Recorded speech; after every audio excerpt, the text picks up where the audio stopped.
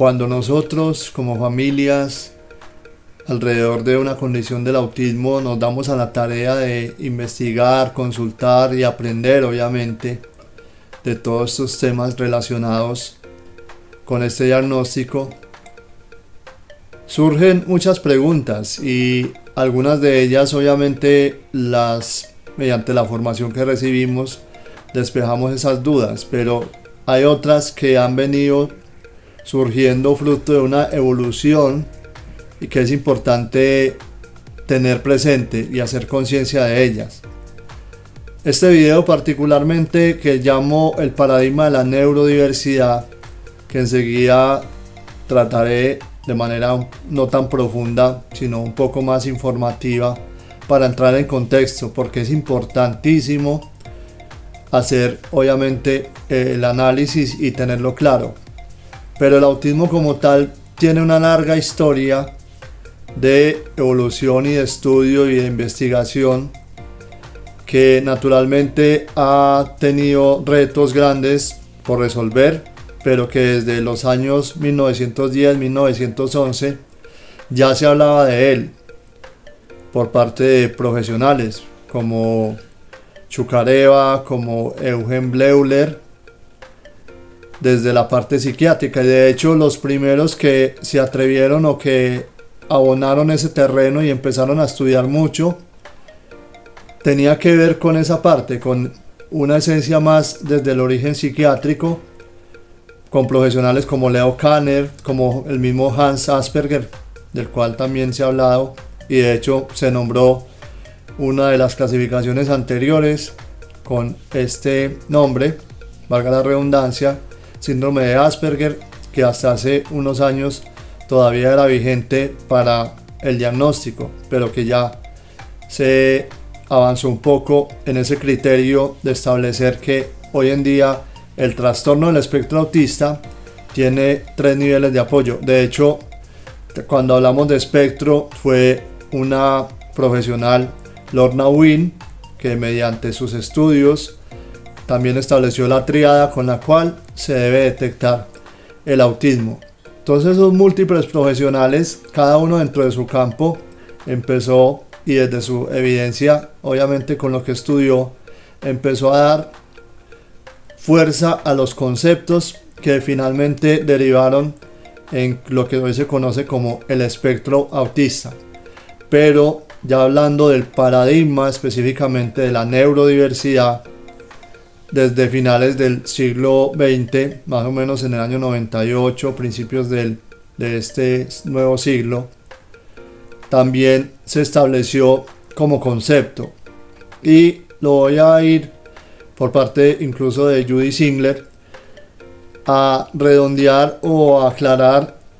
de una forma muy sencilla para que lo entendamos. Y es que el principio o ese paradigma habla de que existen dos tendencias en lo que tiene que ver con el neurodesarrollo. La neurodiversidad nos cobija a todos porque nuestros cerebros son todos diferentes, manejan formas de aprender diferentes, inteligencias, algunos tienen que ver más con otras de la parte lógico-matemática, la parte artística o el tema del deporte o el tema de un arte o el tema de una profesión técnica en sí, formas de aprender, intereses que nos motivan también para hacerlo y otros componentes que algunos de ellos ya lo hemos tratado con lo que hablábamos de funciones ejecutivas, teoría de la mente, procesamiento sensorial y demás, así como la percepción de las cosas y la conciencia. Todos esos factores o aspectos nos hacen neurodiversos, y dentro de la neurodiversidad existe la parte del neurotipo, o sea, las personas denominadas neurotípicas que tienen esas conexiones cerebrales neuronales de una manera más similar, que son obviamente la mayoría de la gente, pero que existe la neurodivergencia, que por otro lado responden a condiciones del neurodesarrollo en que se ha evidenciado, y desde la investigación científica también, que sí tienen conexiones y procesamiento de la información, por tanto, diferente a lo típico,